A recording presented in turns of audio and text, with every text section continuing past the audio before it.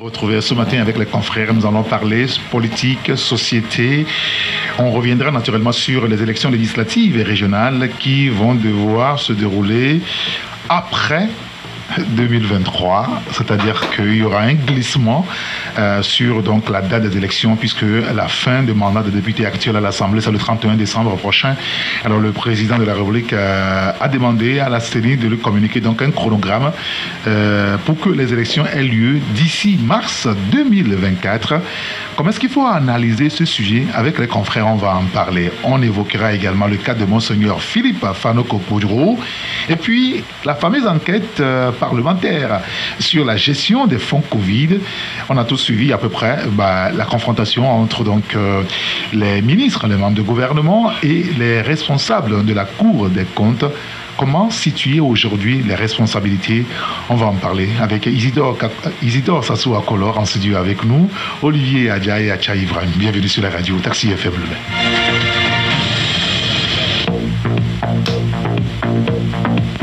Taxi FM, la seule radio de débat, d'infos et de sport. Merci pour votre fidélité à la radio géniale. Bonjour Olivier Adja. Bonjour cher grand citoyen d'État Saint-Henrique. Tout va bien chez vous comme vous voulez? Oh, je vais bien, je salue aussi vos auditeurs. Merci d'être là aujourd'hui. Vous nous avez manqué un petit peu aussi ces quelques semaines sur la radio. C'est vrai, c'est réciproque, vous nous avez aussi manqué. Non, le buto se fait dans le studio. Quand tu as un buto, tu viens au studio. Donc ça veut dire que vous qui êtes régulier là, je sais, mais je ne le dis pas. Bonjour, rebonjour Isidore. Bonjour Seke Gator, bonjour aux confrères, au plateau, bonjour à toutes et à tous. Merci d'être là. Bonjour Acha Ibrahim. Bonjour Saint-Éric Gator, bonjour aux auditeurs et auditrices de notre radio géniale. Merci d'être là. Est-ce que ça vous a aussi ému quand vous voyez cette vidéo de Monseigneur Philippe Fanoko-Kodjo qui dit qu'il est mis à la rue? Non, sincèrement, c'est pas bien pour, disons, humains que nous sommes, une grande personnalité, un prélat de ce niveau, oui. Vous comprenez, mis à la porte d'un hôtel et disons j'étais dans la rue comme ça, sincèrement c'est pas bien à supporter par rapport à son âge d'abord, oui. 93 ans et les conditions disons climatiques en ce moment en Suède, oui. Non, c'est pas tenable sincèrement, c'est ça qui fait que vraiment je suis sous le choc. Je ne peux pas vous tromper et vivement que c'est en tout cas l'épiscopat du Togo puisse se mobiliser rapidement pour que notre Monseigneur Kodjo puisse rentrer au bercail. C'est très important. Ah oui, beaucoup pensent qu'il a une grande maison ici. Oui, bien sûr. Oui, à Madarumé. Oui, à Madarumé. Et bon, je ne vois pas ce qu'il fait encore en Suède. Vivement qu'on fasse tout pour le ramener. Il dit qu'il est en exil et quand on interroge certains membres du gouvernement, on dit qu'il n'y a rien contre Monseigneur Kodjo et il n'y a aucune poursuite judiciaire contre sa personne et personne ne comprend pourquoi est-ce qu'il dit qu'il est en exil. Et ça dure depuis quand même des années. Au lendemain du scrutin présidentiel, on se rappelle encore qu'à la suite de Agbeyomi Kodjo, sa fuite à peu près, eh bien c'est lui qui a suivi aussi ce chemin. Et aujourd'hui, beaucoup pensent qu'il est beaucoup plus pris en otage par un certain Marc Mondi. Je ne sais pas ce que vous en pensez, Isidore. Qu'est-ce que je vais dire? Je connais bien Marc Mondi, qui a fait un truc sur le sida. Oui. Mon micro. Allez-y. Oui, approchez-vous un petit peu du micro. Je n'ai jamais su qu'il était le neveu du patriarche. Mais apparemment, tout porte à croire qu'il est son otage. Je sais de quoi je parle.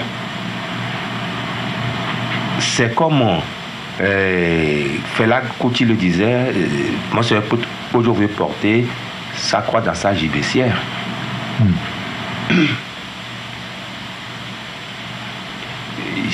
C'est un patriarche.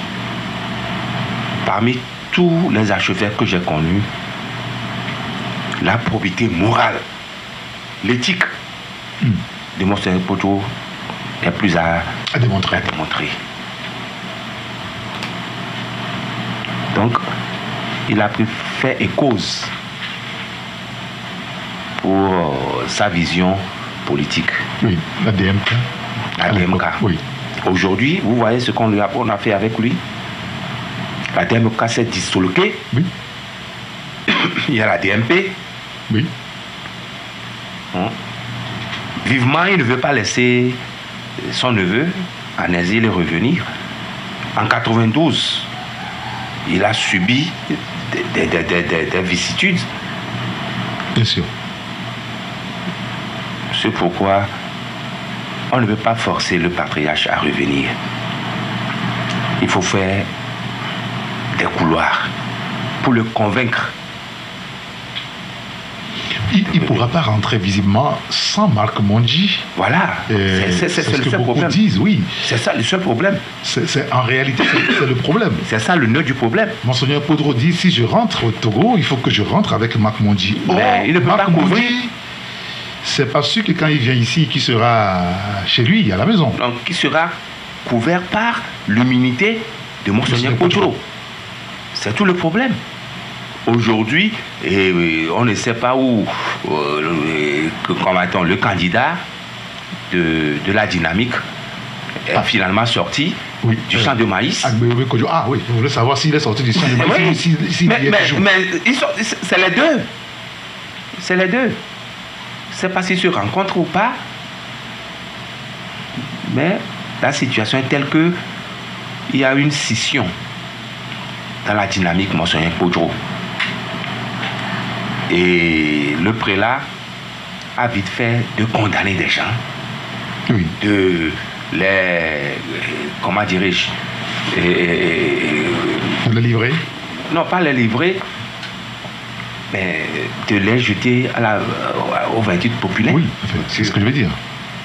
Jeter en pâture. Il les jeter en pâture. Il les condamné. Il a même condamné l'archevêque de Lomé. Monseigneur Barriga. Barriga. Et ça rend un petit peu la tâche difficile, comme à la conférence des évêques du Togo. On a vu le communiqué qu'elle a publié la dernière fois. Personne ne peut aller ramener de force Monseigneur Podro là où il est. Maintenant, ce qu'il faut faire, c'est que le gouvernement puisse donner des garanties de sécurité à Marc Mondji, à Guillaume. Pour Monseigneur Podro, il n'en a pas besoin. 92 ans, je ne pense pas que quelqu'un voulait attenter à sa vie. C'est la situation que nous vivons. Bien sûr. Et maintenant, faire la jonction entre la DMP et la DMK. Ça, c'est une autre paire de manches. Aujourd'hui, c'est comment faire pour que Monseigneur Philippe Fanoko Podro, l'archevêque émérite de Lomé, rentre donc au bercail. Il dit qu'il est dans la rue et que ses ennemis ont eu ce qu'ils voulaient. Je ne sais pas ce que vous en pensez, vous, Olivier, sur ce sujet. Alors, les auditeurs peuvent toujours interagir à l'émission en nous envoyant pour l'instant leur message par SMS ou par WhatsApp sur les 93, 94, 96, 64. Allez-y, Olivier. Non, mais je crois que c'est un exilé volontaire, étant donné que dans le fond, il n'y a pas eu de poursuite ni de menace quelconque sérieuse sur sa vie. Peut-être sur la vie de Marc ou sur la liberté de Marc Mondji, mais Monseigneur Podro, je ne me rappelle pas qu'il y ait eu, la justice ait ouvert une procédure contre lui ou quoi que ce soit d'autre, même si, bien sûr, on se rappelle cet épisode, on a voulu l'aider à retrouver les chemins de sa maison. La maison aussi, bon, c'est ce qu'on nous a expliqué. Marchait au niveau de l'ambassade, je crois. Oui, bien sûr. Donc, bon, mais ça fait partie de la vie politique de notre pays. Et parfois, ce sont des épiphénomènes. Bon, maintenant, se retrouver en Europe dans le froid hivernal des mois de novembre et quand vous la vérité aussi dans cette affaire, quand Monseigneur Philippe Fanoko Podro a quitté Lomé pour la première fois, il était allé à Accra. D'Accra, il est allé en Suède. En Suède, il est venu à Paris. Après, il est venu séjourner pendant longtemps à Cotonou. Après, il est retourné à Ouagadougou pendant longtemps, il a séjourné pendant longtemps, avant de quitter récemment pour la Suède. Ok. Moi, je n'ai pas le plan de vol de Monseigneur Podro depuis... Ce n'est pas un plan de route, mais de toutes les façons. Ces positions sont toujours signalées à chaque fois. Non, bien sûr, bien sûr. Et je crois qu'avec son âge et son expérience, il y a des choses qu'il ne devrait plus faire, d'accord? Et c'est le patriarche du Togo actuellement. Et dire que cette figure est en train de souffrir le martyre loin de son pays. Parce que moi, je ne vais pas accuser quelqu'un. Hein. Bon, de toutes les façons, Marc Maudit, oui, mais Monseigneur Podro, malgré son âge, garde encore ses capacités de décision, de réflexion, de choix. Il a sa lucidité. De toutes les façons, il s'est engagé dans une lutte politique il n'y a pas longtemps. Et ça veut dire qu'il a une capacité de réflexion qu'il a gardée. Est-ce qu'on ne peut pas questionner véritablement sa capacité de juger? S'il a quelqu'un à côté de lui qui lui dit à peu près ce qu'il doit faire, ce qu'il ne doit pas faire. Non, avec sa position, les gens ont toujours des... Comment vous appelez là, abus de faiblesse? Non, pardon. Ils ont des serviteurs, je sais pas, des garçons de course, des gens qui les servent toujours. Hein, et surtout un évêque, il y a toujours quelqu'un à côté de lui. Donc Marc Maudit, ce n'est pas forcément de l'âge de Monseigneur Podro qu'il est à ses côtés. J'ai dit cette conclusion. Donc, j'ai encore foi en les capacités de choix, de réflexion, d'analyse de Monseigneur Podro. Et j'estime que c'est lui-même qui a fait ce choix. Certes, la conférence des évêques du Togo a annoncé qu'elle va voler à son secours. Encore faudrait-il qu'il ait vraiment besoin de secours, puisqu'il a tout au pays. D'accord, il a tout au pays, il n'est pas le dernier des Togolais. Bon, ce sont des questions que moi je me pose et je ne comprends pas. Malgré tout, il y a Boïme Kodjo, son ami d'aventure, son compagnon, mais qui, plus ou moins, se trouve dans des conditions meilleures. Pourquoi alors Agbeome laisse Monseigneur Podro dans cet état-là alors qu'ils sont dans un même combat, c'est le même problème qui les a envoyés en exil. Pour Monseigneur Podro, c'est un exil volontaire. Et pour Agbeome, on peut voir. Mais Agbeome est là. Je ne sais pas, ça me paraît bizarre si ce n'est pas des messages pour distiller des réflexions. Moi, je fais aussi cette réflexion. On est sur le terrain politique. Hein. Sinon, dire qu'en Europe, il n'y a aucun Togolais, il n'y a aucun citoyen, il n'y a aucune institution catholique comme, je ne sais pas, privée pour aider Monseigneur Podro. Bon, ça me paraît un peu tiré par les cheveux, mais bon, acceptons-le comme ça. D'accord, très bien. Oui, Acha. Non, ce que dit Olivier peut être compris dans un sens de communication politique. Vous savez, quand nous sommes dans des situations de rapport avec les autorités d'un pays, et surtout que quand on a quitté le pays pour un exil, arriver parfois d'envoyer des signaux de détresse pour décrisper certaines situations. Donc ça peut émouvoir les autorités en place à prendre certaines dispositions aussi rapidement que possible. Parce que c'est une façon aussi de tester le côté humain des autorités togolaises. Est-ce qu'ils peuvent s'émouvoir de ce message-là, de dire, en entendant que Monseigneur Podro est dans la rue, est-ce que ça peut déranger certaines consciences sur place, de manière à ce qu'il y ait quand même des actions qui soient prises le plus vite possible pour ramener le patriarche? Je pense que ça aussi, ça fait partie des stratégies en matière de lutte politique, et je me dis que peut-être je ne maîtrise rien de plus, mais il se peut que ce soit fait à dessein pour émouvoir les gens ici, voir éventuellement ce qu'il y a lieu de faire pour amener le patriarche. Mais maintenant, il y a l'autre aspect, c'est que pourquoi nous allons sur cet angle, c'est parce que Monseigneur Podro, c'est un archevêque. Et moi, j'ai eu à débloquer certaines situations depuis Lomé, quand des gens sont retrouvés dans une situation pas confortable au Liban. Par exemple, j'ai donné le numéro de Caritas. Et vous savez, Caritas, mais en tout cas, quand vous êtes en détresse, Il suffit de faire appel à Caritas, on vole à votre secours. C'est les catholiques. Oui, et Monseigneur Poduro, qui est un archevêque, il y a Caritas, il y a des organisations, il y a des choses catholiques, secours catholique, bien évidemment, qui peut en même temps voler, disons, à son secours. Bon, si on n'a pas activé ces mécanismes-là, bon, c'est ce que je disais, qu'il doit avoir vraiment un message caché qu'on veut faire passer indirectement à certaines consciences. Oui, et puis on passe à nous. Pour avoir flotté un tout petit peu avec Monseigneur Poduro, c'est quelqu'un qui n'est pas dans la compromission. C'est difficile. Non, c'est pas de la compromission, ça. Non, mais pour lui, c'est une compromission. De revenir, non, accepter de l'aide? Non, pas de l'aide. Lui, il était dans la logique que on nous a volé notre victoire. Il faut l'avoir coûte que coûte. Mais là c'est pas l'appel qu'il lance. Mais non, c'est ça le problème. Mais il se trouve dans une situation de détresse aujourd'hui. Vous vous souvenez, c'est en 92, il était le président de HCR. Oui. Mais il a maintenu sa position. C'est un homme convaincu de sa cause. Il se dit qu'il ne va jamais se tromper. Voilà la situation dans laquelle nous nous trouvons. D'accord. Même aujourd'hui, je ne sais pas si il est en contact direct avec Agboyome, ni avec Madame Kafi Adjamagbo. Tu ne sais pas s'ils sont toujours en contact, c'est ça? Oui, je ne le pense pas. Pourquoi pas? Je ne le pense pas.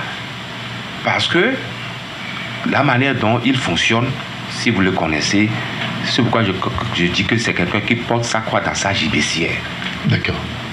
Monseigneur Poduro étant, je peux me tromper, agneau sacrificiel de la bonne cause.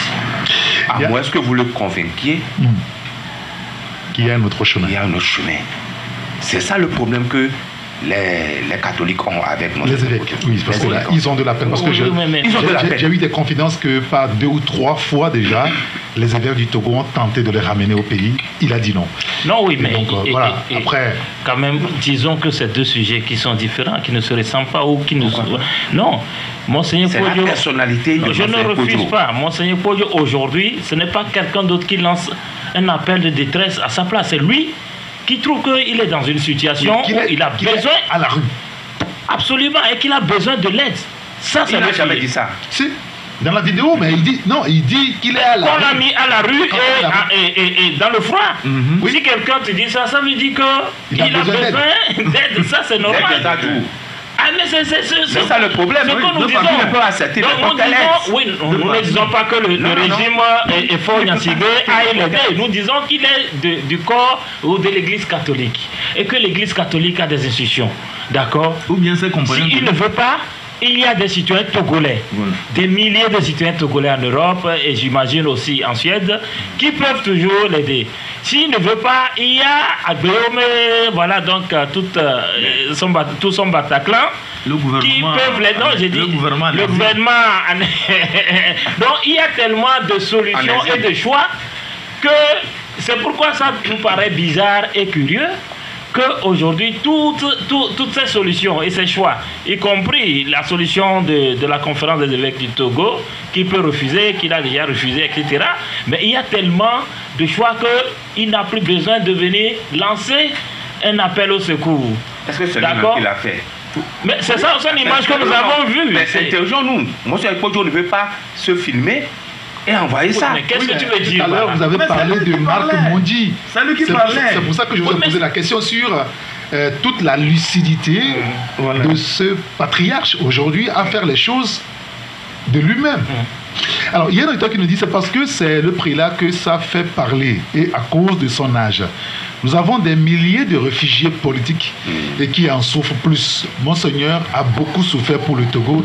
Et si c'est la croix qu'il doit porter, il n'y a personne pour arrêter ça. On dit donc cet auditeur. Je suis d'accord. Et il y a un autre qui nous dit ne vous inquiétez pas pour Monseigneur. L'Akoso ne meurt jamais sur le champ de bataille. Il va revenir, dit donc l'auditeur. D'accord, très bien. Il y a un autre qui nous dit les gouvernants togolais n'ont pas de pitié pour ceux qui ont donné leur vie pour ce pays, car ils se croient les plus puissants terrestres. Mais tôt ou tard, tous, nous allons mourir, dit cet auditeur. Je vais ajouter quelque chose. L'ordination de Monseigneur Poudreau. Ça fait dans des situations rocambolesques. Là-bas. Oui. Issu les traces de Atakba. Donc, il y a des gens comme ça. Il y a un auteur qui nous dit Marc Mondi manipule vraiment le prélat. Monseigneur aussi a jeté l'opprobre sur les évêques, mais la conférence des évêques doit tout faire pour ramener le prélat au pays en vie, pas dans un cercueil. Et c'est aussi la crainte quand même de beaucoup de Togolais. Tel que ça se passe là, quelque chose peut arriver à tout moment. Ah oui. Surtout pour son âge. Sur une honte nationale. Vous savez, quand on parle de la Suède, les conditions, les choses climatiques là-bas, c'est rude. C'est la ville la plus chère. Vers le haut, vous savez. Le pays le plus cher. Pas facile. Messieurs, merci beaucoup. On va aborder un autre sujet. Et c'est les élections qui arrivent. Et depuis plusieurs mois, on s'interroge sur la date de ces élections. Personne ne dit rien. Il y a eu recensement. Après, la CENI, elle a été muette comme une carpe.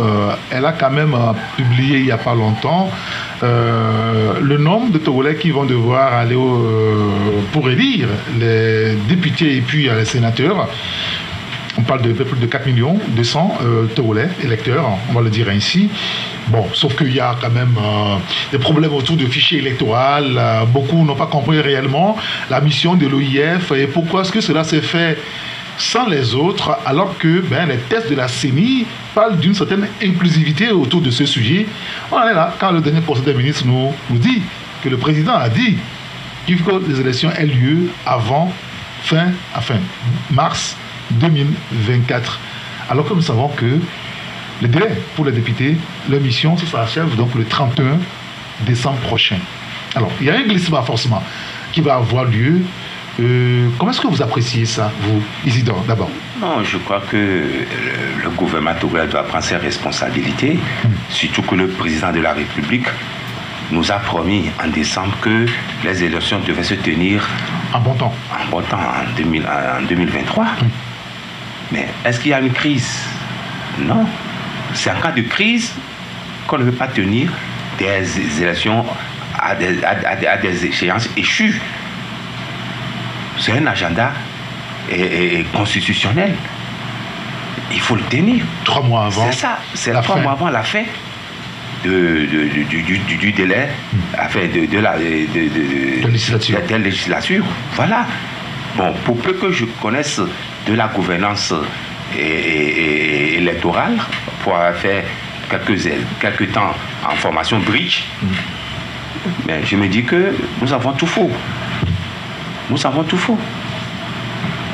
On ne peut pas, à pas de charge, organiser un recensement électoral et rester 6 mois sans avoir organisé aucune élection. Et que l'OIF vient aujourd'hui nous dire que le fichier là est bon pour aller aux élections. Quelle élection? Après 6 mois. Alors qu'on sait toutes les irrégularités qui ont entouré l'opération de recensement, beaucoup de Togolais sont restés sur le carreau et leur droit de vote. On a écouté la réponse de l'OIF sur le sujet. Elle n'est pas venue à Lomé pour se prononcer sur l'ensemble du processus électoral en cours. C'est uniquement que sur le fichier électoral. Qu'on leur a présenté. Oui, un fichier qui est déjà obsolète. Qu'on leur a présenté. Un fichier qui est déjà obsolète. En tant que, le peu que je sache de la gouvernance électorale, vous dites, quel fichier vous me présentez? Un fichier qui a vieilli pratiquement de 5 mois. Est-ce à dire qu'il n'y a plus des citoyens en âge de voter? Et je vais dire que le fichier est fiable pour aller à des élections? Parce que les élections, si on considère qu'elles auront lieu en mars, ça fait qu'il y aura beaucoup de Togolais qui seront majeurs et qui ne seront pas sur la liste. Déjà que beaucoup de nos concitoyens ont eu de la peine. Olivier, votre nom est sur le fichier? Pas encore. Ça veut dire que vous ne voterez pas. C'est le problème. Tu gardes quel espoir? On dit que le dit que non, toi tu ne viendras plus sur la liste. Non. Malgré tout, de toutes les façons, disons une vérité. Oui. l'élection, notre élection actuelle, la question du glissement d'abord, c'est la première question que j'ai choisie. Je crois qu'au regard et à la lumière de nos tests, ça n'existe pas la question de glissement. Puisque je crois, si ce n'est pas la Constitution, le code électoral dit que voilà donc... Non, c'est la Constitution. La Constitution, donc... Mais en cas de crise... De toutes les façons, et nous l'avons déjà connu en 2000 pour en tout cas la législature précédente. Il y avait une crise. Oui, mais elle a fait plus d'une année. Il y avait une crise. D'accord, donc sans élection. Ok. L'idéal c'est qu'on aille vite à cette élection et dans des conditions les meilleures. D'accord, ça c'est l'idéal. Mais de toutes les façons, les élections auront lieu. Et aujourd'hui, on est sûr qu'on ne pourra plus organiser les élections à date échue, c'est-à-dire en décembre, le 22 décembre. Avant, donc on ne pourra pas. D'accord. De toute façon, on n'a pas encore le chronogramme de la CENI. Donc, bien sûr, le 20 tiré pour le retard sur les élections, c'est qu'on sera en retard. Maintenant, ce qu'il faut demander, et ça a été toujours la forme de discorde entre le pouvoir et l'opposition, c'est les conditions d'organisation de ces élections. J'ai toujours dit que celui qui veut bien faire ne fait pas les choses seul. D'accord? Il demande toujours l'expertise extérieure. La CENI a demandé une expertise extérieure, c'est le témoignage, selon moi, de son envie de bien faire. D'accord? On pouvait, entre nous, faire le recensement, on a un fichier, on y va, que les gens soient d'accord ou pas. Bon, la caravane va passer, quoi. D'accord? Mais actuellement, au moins, la CENI a fait l'effort d'inviter l'EIF à venir. Dans quelles conditions? Faire de toutes les façons. À venir, jeter un coup d'œil dans ce qui a été fait. Moi, je salue cela.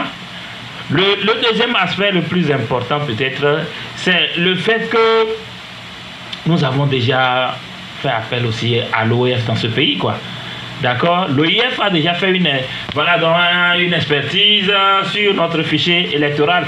Ça ne date même pas, ça fait à peine quelques années. De 2020 ou 2015. Voilà. Oui, la consolidation du fichier électoral. Donc, ça veut dire ça a été contesté, rappelez-vous aussi à l'époque. Bien sûr, ça a toujours... Mais ça partit sur un consensus. Bien sûr, les acteurs ont dit, je me rappelle très bien encore des propos de Jean-Pierre Favre, c'est pas... Totalement ça, mais on s'entend, voilà bien évidemment. Non, mais donc il y a eu consensus. Oui, c'est à quoi je voulais en venir, c'est-à-dire que la contestation ne sera jamais, comment dire, absente, ok? Que ça soit bien fait, que ça soit fait, ça a été fait par l'Union européenne, la CEDEAO et tout ça, voilà, leurs sœurs et frères, il y aura toujours une contestation, ok? Donc ça, ce n'est pas un problème. Mais c'est-à-dire il faut au moins la volonté exprimée. De deux, c'est qu'on nous a dit, nous ne le savions pas, mais on a dit que c'est la CNAP qui a demandé à ce que l'OIF arrive. Et dans la CNAP, lorsque vous fouillez bien, il y a eu des représentants, il y a des représentants de l'opposition aussi, bien dans la CNAP. Il faut situer dans le temps. Non, je ne quand on avait fait cette demande, ça fait ça. Bon, en réalité, celui qui a fait la communication ne nous a pas dit quand ça a été fait. D'accord? Voilà. Ça peut être hier comme il y a un an. Non. Mais bien sûr, nous n'avons pas d'éléments pour dire que c'était hier ou c'est ton devoir de journaliste de savoir. Oui, mais je ne refuse pas. Oui, mais moi, je ne dis que ce que je sais pour le moment. Je ne vais pas dire que parce que je suis journaliste. Mais qu'est-ce que vous appelez par communication? Les éléments qui sont à notre disposition, si nous en parlons, ce n'est pas de la communication.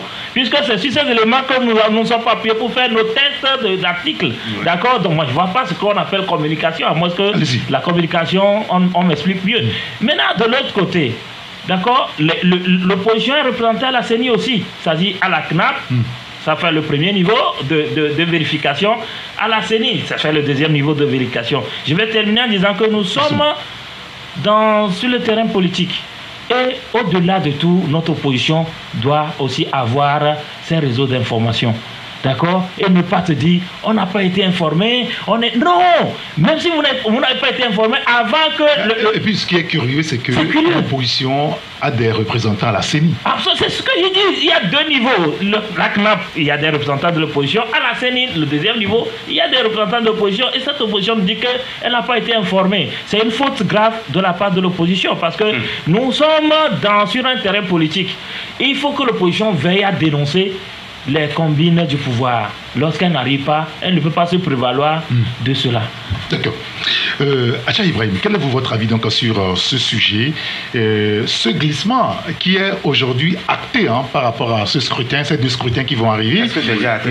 Oui, mais puisque le président a dit que les élections, avant la fin mars, ça veut dire que ça ne pourra jamais avoir lieu avant la fin de cette année. Isidore, on est d'accord? Ou bien vous pensez qu'on peut faire les élections avant fin décembre? Oui, Acha Ibrahim, sur le sujet. Je pense, techniquement, on ne peut pas organiser les élections en décembre. On ne connaît même pas le chronogramme. Techniquement. On ne connaît même pas le chronogramme. Non, j'ai dit le chronogramme n'est même pas encore. Oui, bien sûr. Bon, l'échéance est décembre. Mais techniquement, on ne peut pas organiser ces élections en décembre. Ça, il faut que nous tous nous le sachions. Et je pense que c'est un secret de polichinelle. Dans l'opinion, les gens savaient déjà que les élections là ne peuvent pas se tenir avant fin décembre.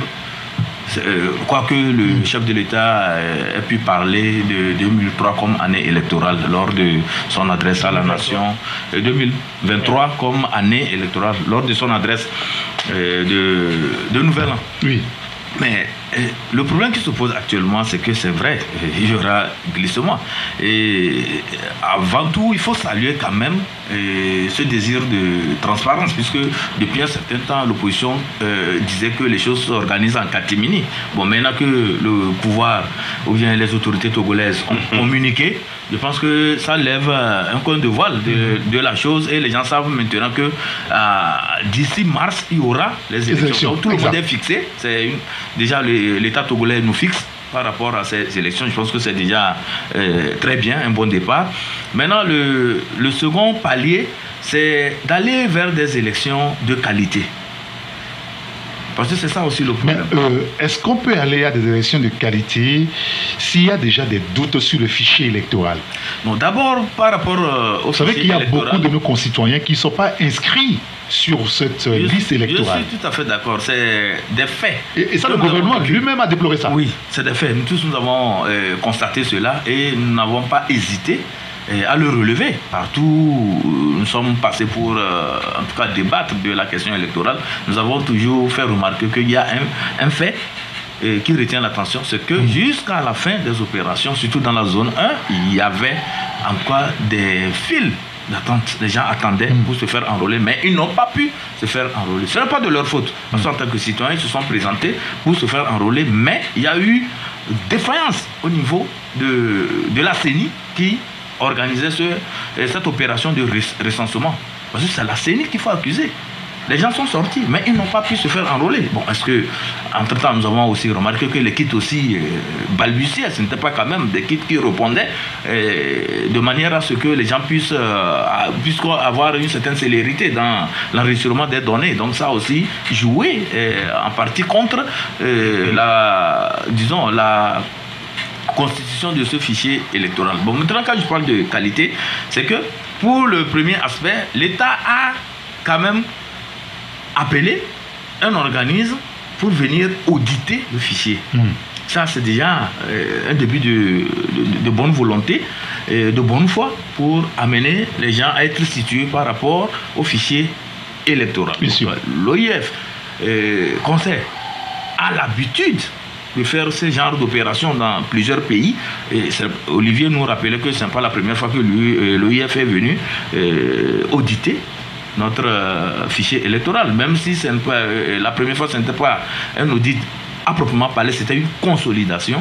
Ce qui est sûr que des experts de l'OIF, des statisticiens, des démographes, des gens qui s'y connaissent en matière électorale sont venus jeter un coup d'œil sur notre fichier querellé. Je dis querellé parce que bon, il y a une classe politique qui n'est pas d'accord avec ce fichier et estime que ce fichier contient beaucoup d'anomalies. Bon, maintenant que l'OIF a donné son aval par rapport à la fiabilité de ce dossier et de ce fichier, je me dis que on a déjà un élément avec lequel nous pouvons aller à ces élections.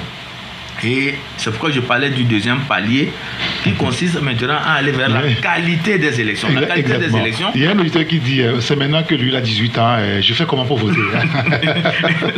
C'est notre aspect. Je pense que le deuxième, le palier maintenant, le deuxième palier par rapport à la qualité des élections, c'est que l'opposition togolaise qui veut aller aussi à ces élections parce que c'est son droit le plus absolu. Les indépendants qui veulent aller à ces élections, c'est leur droit absolu.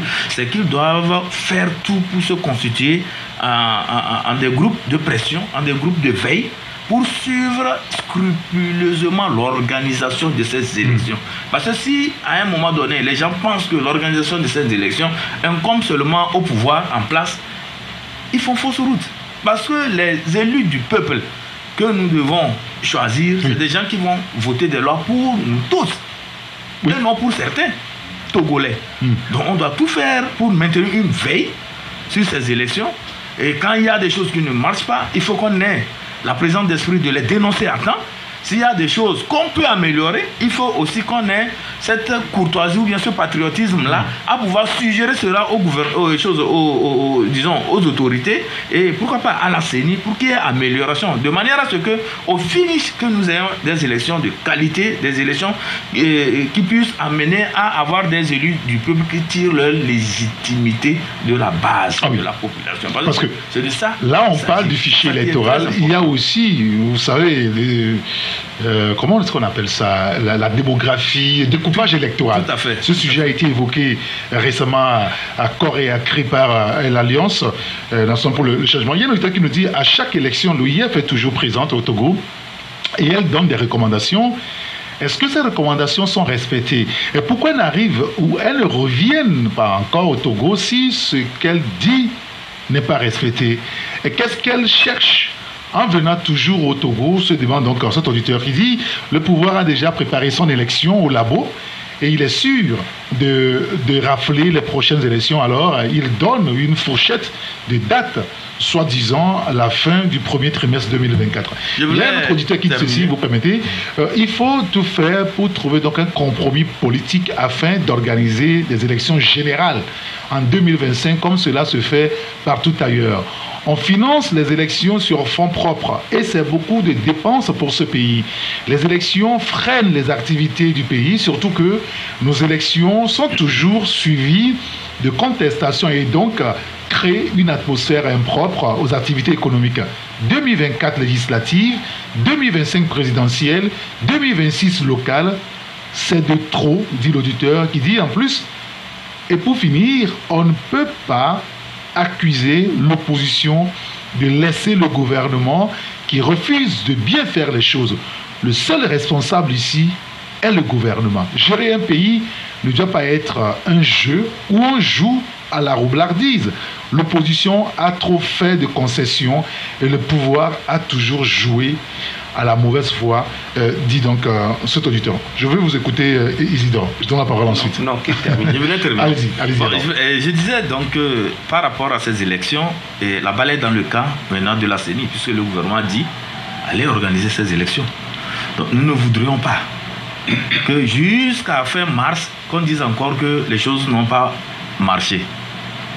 Là, c'est pas possible parce que le gouvernement a clairement dit sa position aujourd'hui. Ah, mais ça, c'est le gouvernement. Mais il reste maintenant la balle dans le camp de la CENI.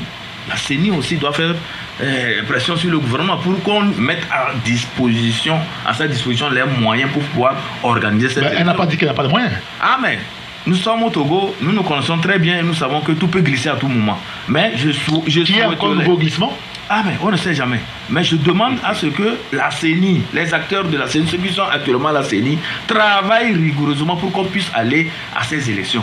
Parce que si jusqu'à fin mars, on n'organise pas ces élections, je ne souhaiterais pas qu'on dise que c'est elle qui a fauté, c'est elle qui a fauté. Ce que nous savons, c'est que par rapport à la communication du gouvernement, on a demandé à la CENI d'organiser ces élections. L'autre volet, par rapport à ces élections aussi, qu'on laisse aussi les gens circuler librement, les acteurs politiques. qu'on n'entende pas qu'il y a une formation politique qui veut organiser un meeting ici et on leur a dit de ne pas aller. Ou bien qu'une autorité on a suivi quand même un militant de la DMP qui a été victime donc d'une agression. Sa voiture, son véhicule a été voilà, nous souhaiterions quand même qu'il y ait un climat vraiment apaisé.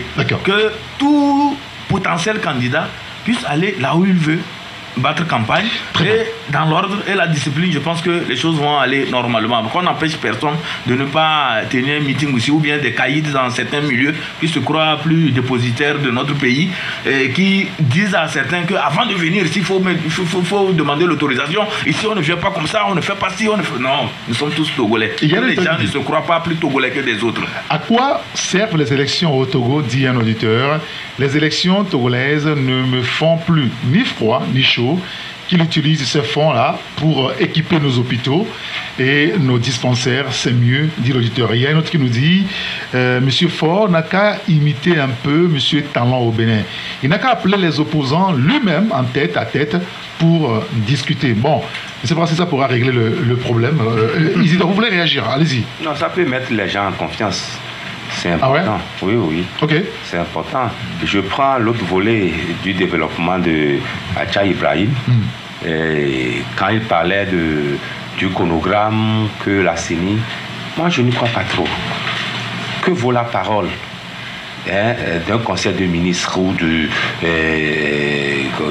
d'une porte-parole d'un conseil de ministres du gouvernement par rapport aux propos du président de la République, qui nous avait dit que les élections devraient se tenir en 2023. Moi, je n'y crois pas. On peut aller encore... Quand vous prenez même les 4 mois à venir, ce n'est pas tenable. Ah bon? Ce n'est pas tenable.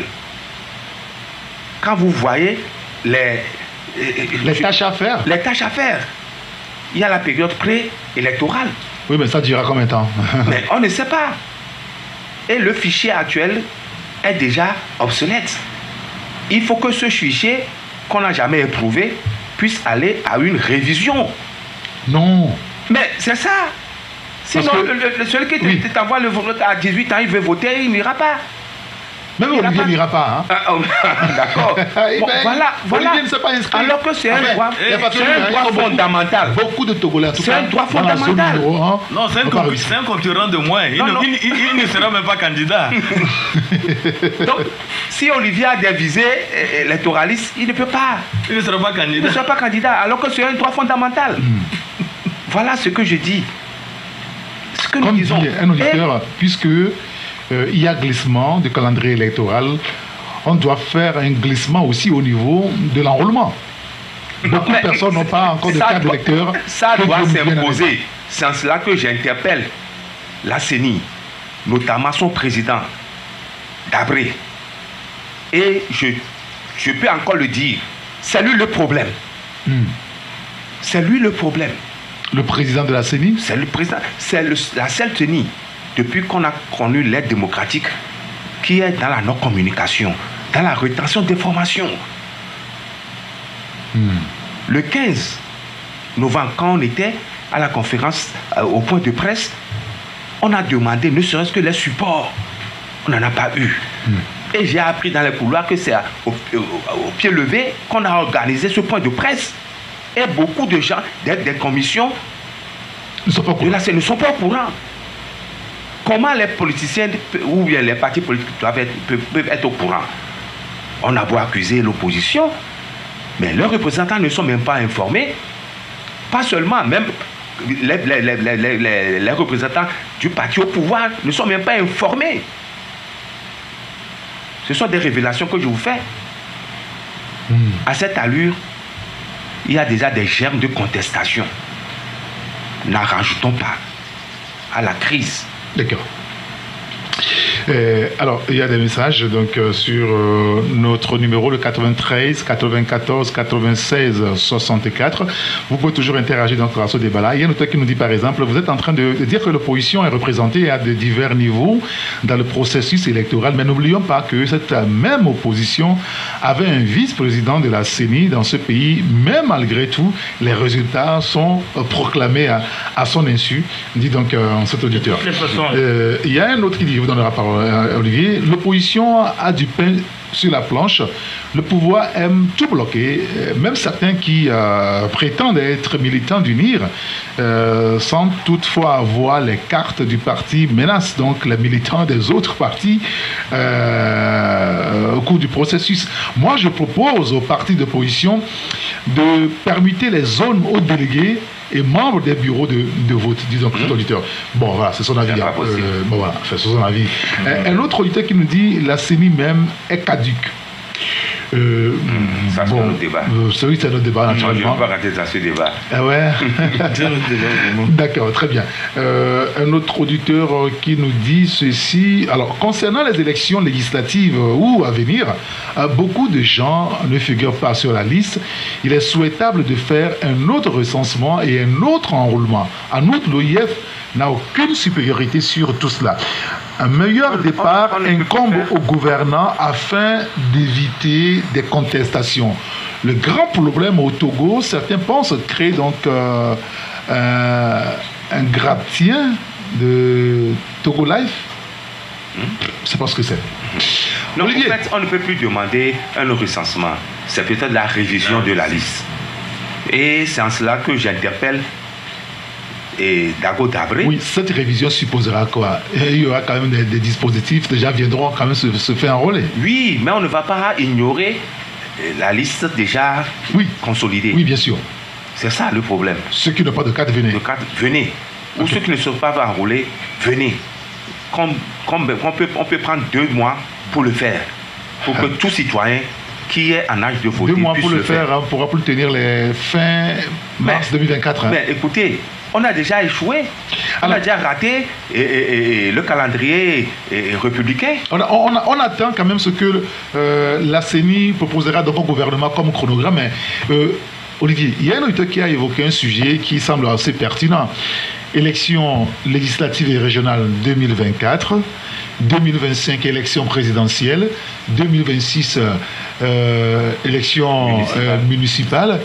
Est-ce que ça ne fait quand même pas trop pour ce petit pays de dépenser autant d'argent, surtout sur le front propre pour ces élections-là? Absolument, ça fait trop. Ça fait trop pour un petit pays comme le nôtre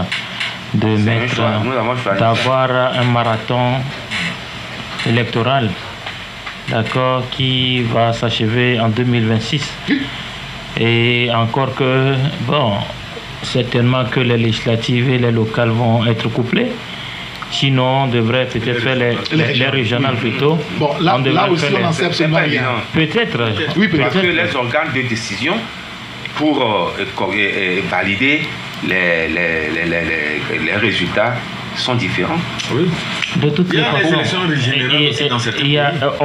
au Nigeria, j'ai été il faut éduquer. Lors des dernières élections, il faut éduquer les... Vous avez jusqu'à 4 ou 5 élections qui ont été couplées en même temps. D'accord, au Nigeria, et les gens sont passés voter. Et en amont, qu'est-ce qu'on a fait? Oui, bien sûr. Oui, non, bien sûr, ça c'est clair. Et peut-être c'est pourquoi le glissement s'impose. C'est-à-dire que c'est pour gagner encore plus de temps. Il faut éduquer les électeurs à savoir faire leur choix. Oui, bien sûr, même pour les élections individuelles ou les élections uniques, on fait toujours l'éducation par médias interposés, même si ça ne suffit toujours pas, parce que les gens ils font autre chose dans les urnes et on a des bulletins nuls. Mais bon, la question n'est pas là. Donc, notre pays gagnerait beaucoup à coupler ces élections-là et avoir l'expérience d'organiser 3-4 élections pour d'abord nous faire gagner du temps et gagner en moyens, gagner donc en énergie et gagner en tout. Je crois que c'est la meilleure voie. Maintenant, il faut aussi travailler à avoir des élections qui soient acceptées et acceptables en amont comme en aval.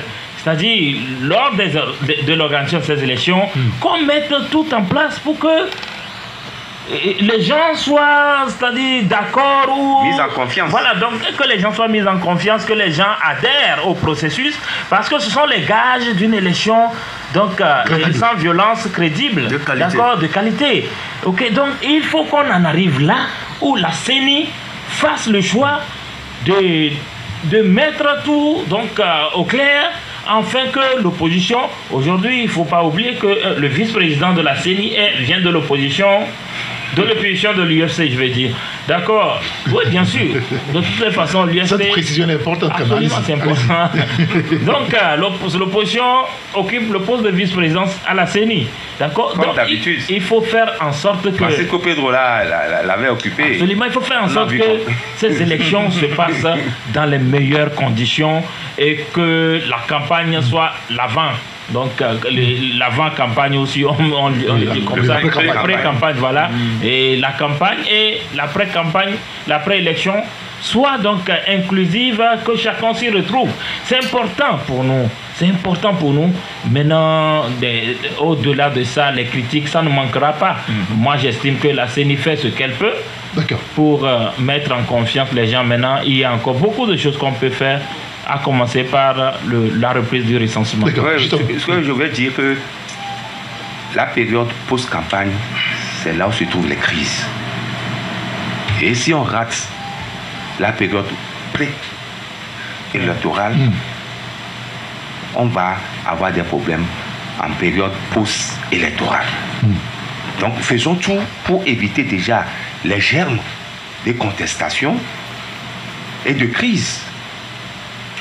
C'est ça le nœud du problème. Mais à la lutte, les choses évoluent. Si on y prend garde, on risque d'avoir... Bon, au fait, pour les élections communales, le problème n'est pas aussi intense. Oui. Mais avec cette CENI, je dis qu'il faut revoir les choses. Alors, il y a une auditeur qui pose une question que je vais vous poser pour pouvoir clore ce débat-là.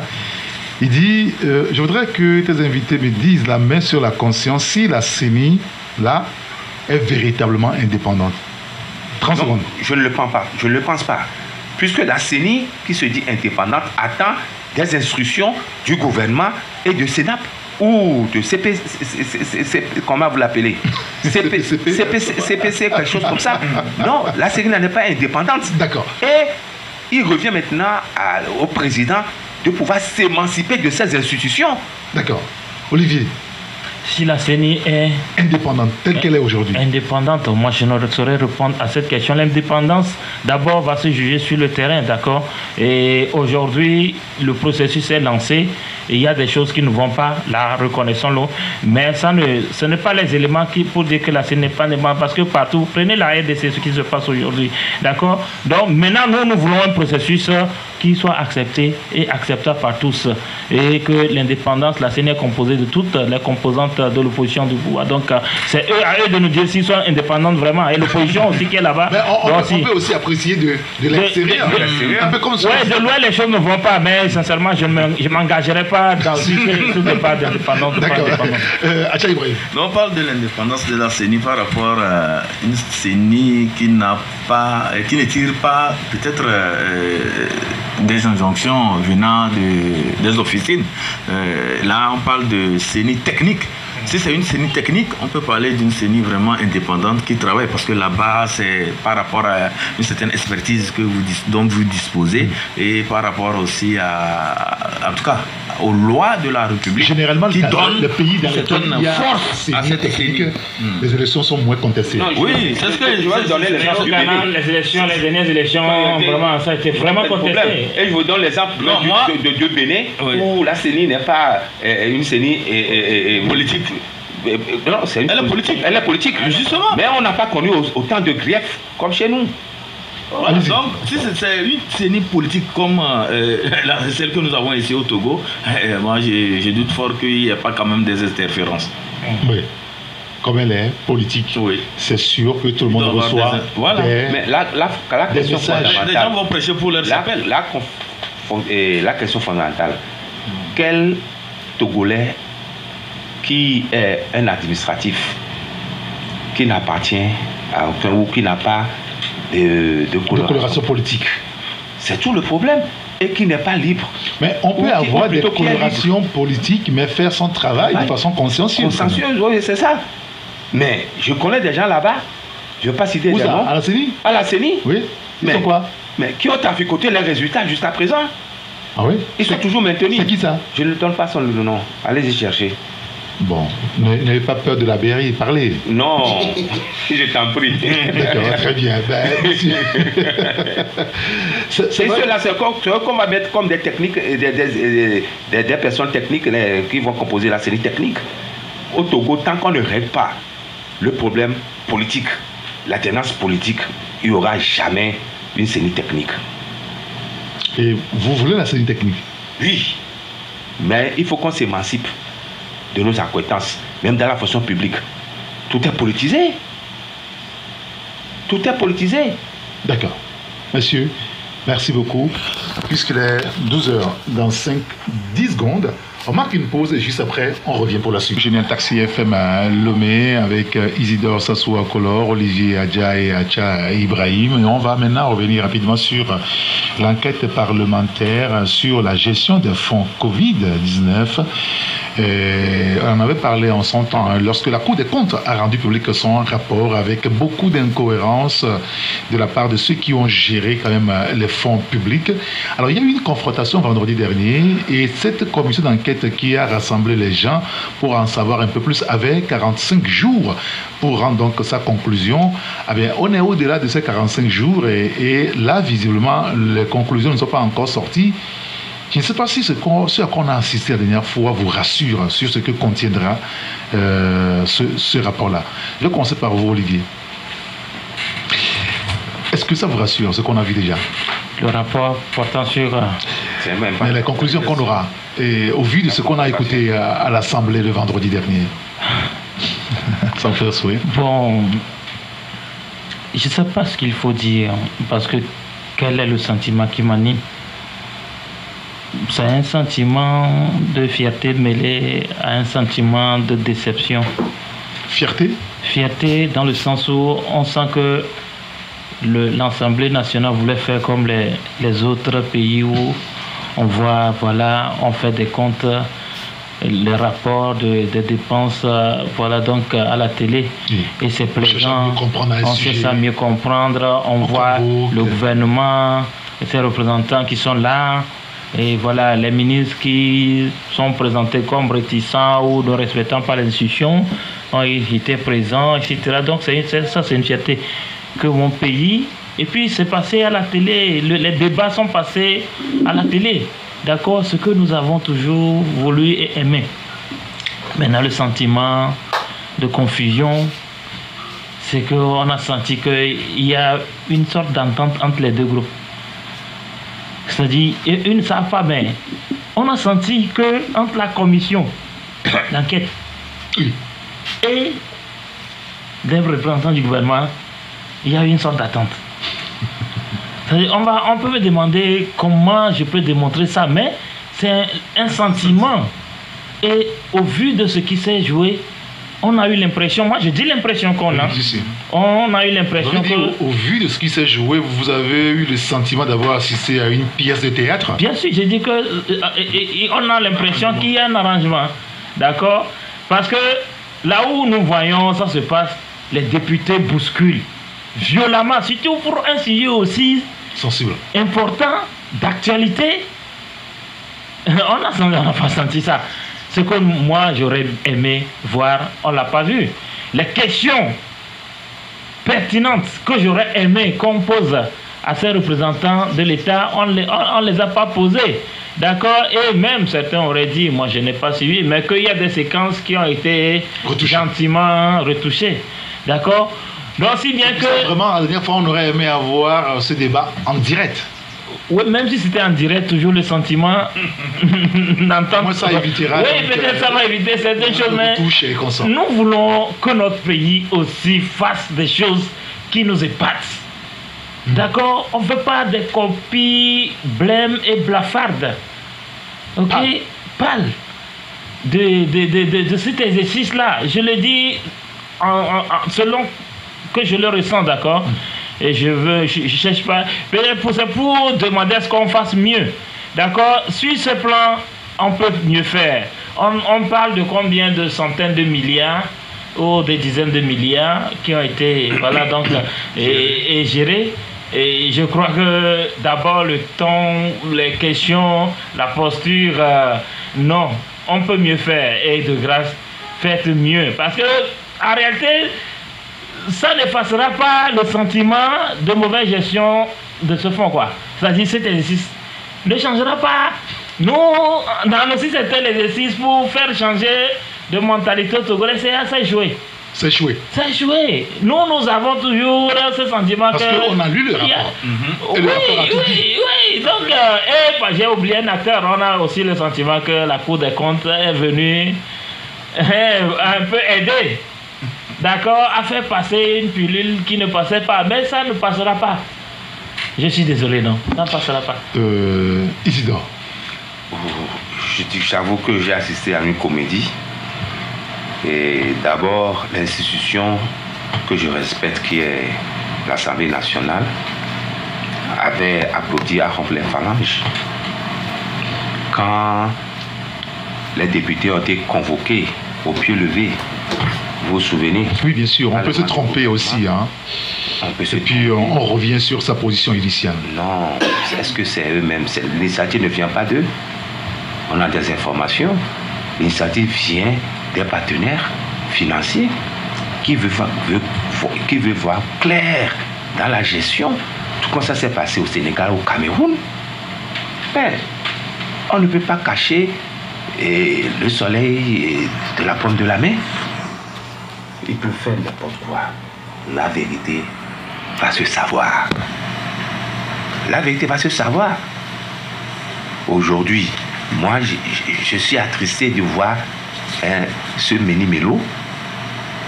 Et on appelle même les partenaires à venir. C'est une honte nationale.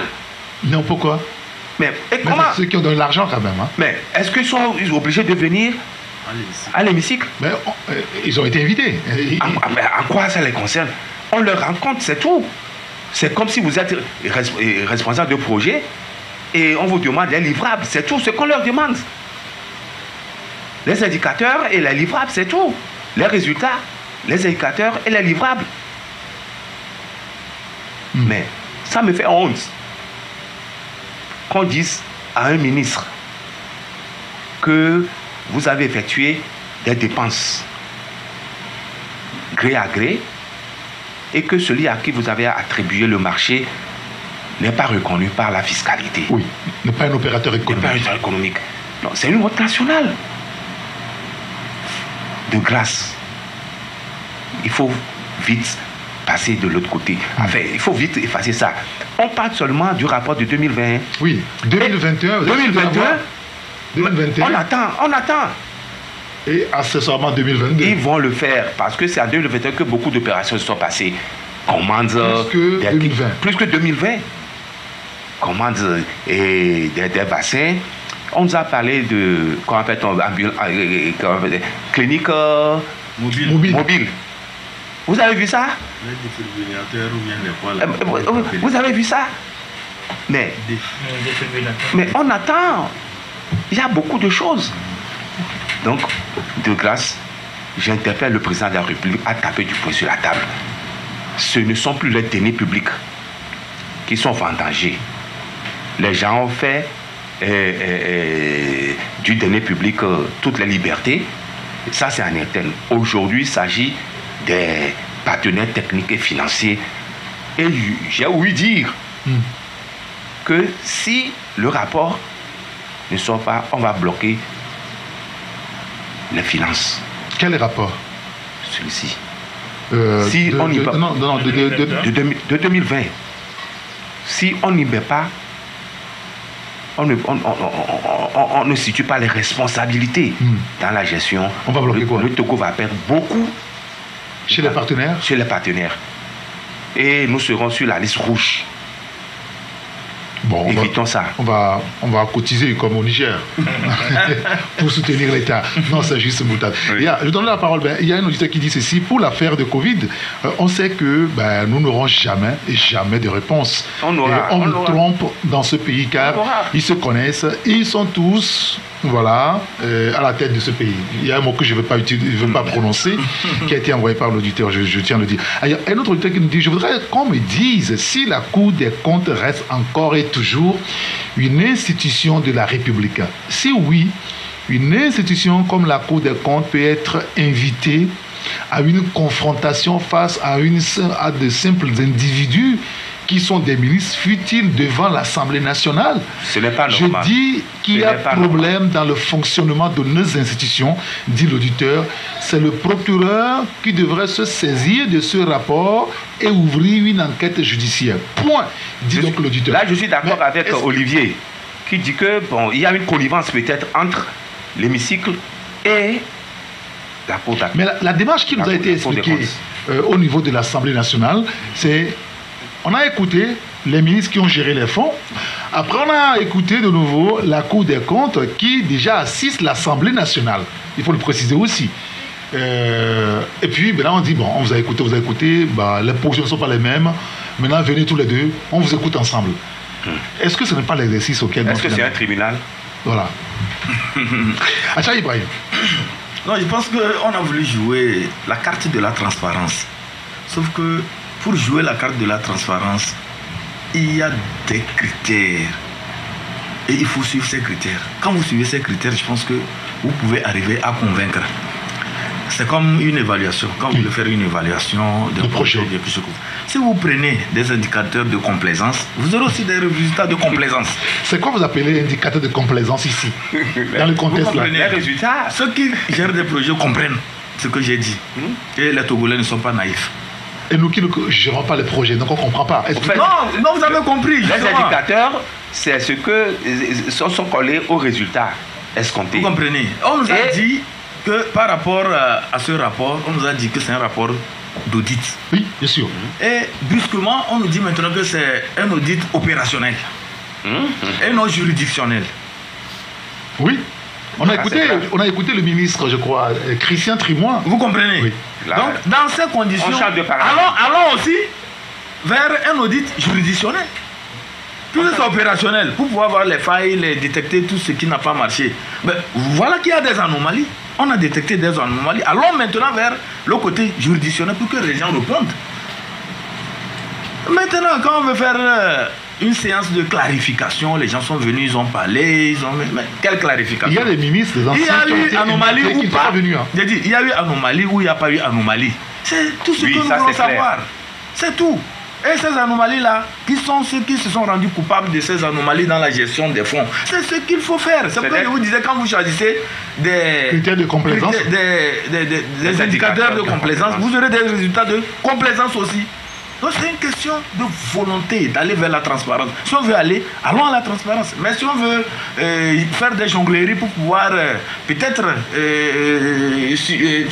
émouvoir ou bien pour pouvoir se donner bonne presse, ça aussi c'est autre chose. Ça, je pense que... On a écouté la dernière fois à l'Assemblée nationale le député Acholi qui pose clairement la question, je crois que ça doit être lui qui dit en français facile, qu'on leur dise, est-ce qu'il y a eu détournement, oui ou non? Après, on a dit, bon, le travail fait par la Cour des comptes n'est pas de dire s'il y a eu détournement ou pas. La Cour des comptes dit, ici, il manque ici, il manque ici, il manque ici. Maintenant, ceux qui doivent apprécier, apprécient. Ce n'est même pas la vocation d'un auditeur. Voilà. L'auditeur constate les insuffisances, les irrégularités, c'est tout. À vous de tirer les conclusions qui s'imposent. C'est pourquoi, quand on fait un audit de contrôle, ou bien audit, et on fait un contrôle ou un audit, mais s'il y a des insuffisances, il y a une suite. Une suite. C'est le ministère public. Il y a une suite judiciaire. Est-ce que vous avez lu le rapport fait par l'inspection générale des finances? Non. Pour Pétrole. Ah oui, si, oui. Mais il a dit qu'il y a telle personne. Après, il faut qu'il restitue, mais ils devront aller. Et depuis? Oui, depuis, mais. Zéro. C'est ça, un audit. D'accord. Avant de la parole, je voulais terminer. Oui. C'est-à-dire que tout ce que nous voyons actuellement, la confusion qui est créée, que nous ne sommes pas du tout, sincèrement, très contents de ce qui se joue devant nous. Ça amène en même temps à une participation citoyenne aux élections futures. Il nous faut avoir une Assemblée nationale de qualité. C'est un appel que je lance à tous les Togolais de bonne volonté. Mobilisons-nous, allons à ces élections et faisons un effort pour avoir une Assemblée nationale qui réponde aux défis de l'heure. Parce qu'actuellement, ce que nous voulons, c'est qu'on ait une Assemblée nationale qui nous vote des lois de qualité. Déçu de ceux qui sont là. Non, c'est un appel que je lance. Qui nous vote des lois de qualité, pour lancer un appel, qui fasse aussi le contrôle de l'action gouvernementale. Parce que c'est très important ce rôle. Ça manquait. Non, bon, c'est ce qu'on est en train de voir. Un parlement qui est en train d'être fait. Un parlement qui dit qu'il est là pour accompagner l'action du gouvernement. On nous l'avait dit. Ce n'est pas le cas.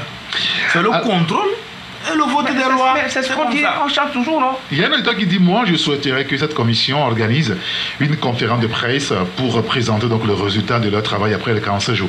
Bon, je rappelle que les 45 jours sont passés il y a un moment et que la commission d'enquête du Parlement a mis aussi en place une commission d'information.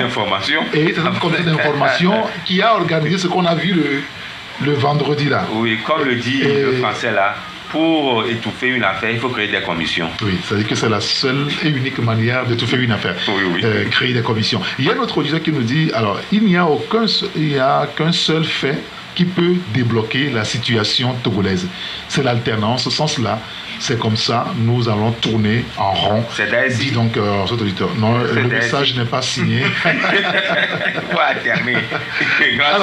alterner. Alors, messieurs, juste un mot sur... vous savez, il y a la bière qui crée des problèmes. J'ai eu le temps d'écouter certains Togolais là-dessus, sur la dernière augmentation des prix de la bière. Est-ce que c'est une mauvaise nouvelle pour les consommateurs? Olivier, il n'y a pas longtemps, la SNB a augmenté les prix sur la bière, et récemment, c'est la BB. On a vu, je crois, ATC qui a sorti un communiqué pour exprimer sa colère par rapport à ça. Free Press, nous avons fait un micro-trottoir hier que nous allons publier bientôt pour recueillir l'avis des consommateurs. Et vous pouvez imaginer, d'accord? Donc, mais il y a un problème général dans notre pays. Qui veille au contrôle des prix sur le marché de la consommation? Bien sûr, on vous disait ça, c'est-à-dire, bien sûr, on vous dira que nous sommes dans un système libéral où chacun... Mais le système libéral, ce n'est pas un système de pagaille. Vous pensez qu'il y a de la pagaille? Je vous dis que le marché est désordonné. Chacun fait sa loi. Et sur les cubes... Donc là, on est en danger. Attendez, allez-y. Sur le gari. Oui. Je vous dis que les tomates. Tous les produits de consommation, chacun fait sa loi. C'est un secteur de non-droit. Le libéralisme ne veut pas dire l'absence de loi et de droit, de règles. Je ne crois pas, moi. D'accord? Le libéralisme ne veut pas dire que c'est de la jungle. Ok? Mais on a l'impression aujourd'hui que c'est une jungle. Les prix de certains produits sont contrôlés. Même si on est dans un système libéral, on sait que les produits de grande consommation, pour fixer ces prix, c'est en concertation avec le ministère du Commerce et certaines structures, je ne sais pas, et les associations de consommateurs, etc. Bien sûr. Les industriels du ciment, du secteur de la cimenterie, nous sont levés un beau jour et ils ont annoncé leur prix et puis c'est passé. Ça s'est imposé à nous. Ailleurs c'est comme ça, la bière c'est comme ça et dans tous les secteurs. Bon, si ça continue comme ça, est-ce que nous, qui sommes les destinataires finaux de ces produits, on fera comment? Puisque ce que nous achetons il y a quelques mois à 200 francs, vous les avez à 400 francs, c'est-à-dire plus du double, du triple du prix, en l'espace d'une année, 2 ans, c'est-à-dire que... Donc, on crie au secours. Bon, la BB et la SNB, ils ont justifié. Et au moins ça, on peut leur trouver des circonstances. Et puis, la marge n'est pas exagérée. D'accord? Là, on peut trouver des circonstances. Mais ailleurs, vous avez plus de 50% d'augmentation, parfois même 100%, pour des produits que nous achetons chaque jour. Et on se demande à quelle course les gens font. Ça veut dire, c'est ce qu'on appelle de la surenchère. Moi, je n'appelle plus ça de l'augmentation. Parce que comme ils ont vu que le marché est assez ouvert et tout le monde, donc les gens augmentent selon leur humeur. Alors, ça veut dire qu'en réalité, on est en danger, non? Absolument, plus en danger. Oh, qu'est-ce que je dirais qu'on est en danger? Personne ne me force à aller boire de la bière. Ouais, pour le cas de la bière. Il n'y a pas que de la bière, il y a aussi les jus. Le sujet, c'est aussi ça. Même, allez vous donner, questionnez-vous sur les jus. Il y a des jus qui, en principe, ne devaient pas être sur le marché. Et pourtant, ça vient. Donc, ce qui se passe, je me dis que le marché est libéralisé et chacun fait ce qu'il plaît. Je me souviens qu'à l'époque, il y a de cela 2 ou 3 ans, la bouteille de Pits bébé, c'était à 500 francs. Aujourd'hui, c'est à 600 francs. Parfois, tu le trouves à 650. SMBD est arrivé et a damé le pion, ce qui a fait que la bébé n'a pas pu augmenter ses prix. Il a réussi à la baisse. Mais aujourd'hui que la SNB a augmenté certains de ses produits, ils ont suivi la cadence. Et il y a quand même une politique, hein, ils ont réduit la contenance. Oui. Non, c'est les bouteilles. Bien sûr, oui, devenu à 50 ans. Oui, avant c'était 60, 60. Oui, mais je me pose la question, comment ils vont faire de cette bouteille-là? Qu'est-ce qu'ils vont en faire? Si moi j'ai une bouteille, l'ancienne, tant pis pour vous. Mais, ils vont réformer ça, c'est tout. C'est fini? Oui, c'est fini. Ils vont réformer. Donc, il revient maintenant au ministère du Commerce de prendre ses responsabilités. Alors, il y a un auteur qui dit, par exemple, si l'augmentation des prix des bières, surtout peut diminuer l'alcoolisme des jeunes, pour moi, c'est tant mieux. Et alors, je serais tenté d'être d'accord avec lui. Et le rideau blanc. Exactement, c'est ce qu'il poursuit, c'est la suite de son message. Mais le danger, c'est que les gens se retournent vers les rideaux blancs. Qui sont plus dangereux. Tous les deux sont dangereux de toute façon. Qui sont plus dangereux. C'est l'alcool. Non. L'alcool, c'est l'alcool. Le degré. C'est pareil.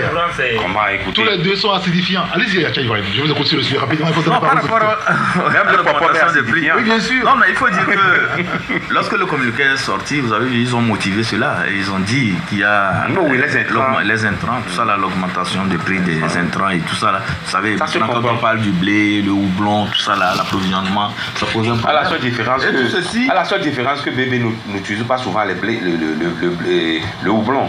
Ah bon, je sais pas. Ni le blé. C'est le maïs qu'ils utilisent comme intrant. Bon, le riz. Ils achètent ça. Oui, le riz. Oui, le riz, par exemple. Le riz, oui. Ils ont remplacé le blé par le riz. D'accord, allez-y. Bon, les intrants, disons, de façon générale, ça pose un problème. Et donc, c'est ça. Et en même temps, il faut aller vers ce que les spécialistes de la finance internationale appellent la polycrise. La polycrise, c'est la conjonction de plusieurs facteurs. Les inflations qui sont issues de la crise sanitaire, la crise ukrainienne, les changements climatiques, tout ça là. Donc tout ceci, c'est la conjugation de ces crises-là entraîne beaucoup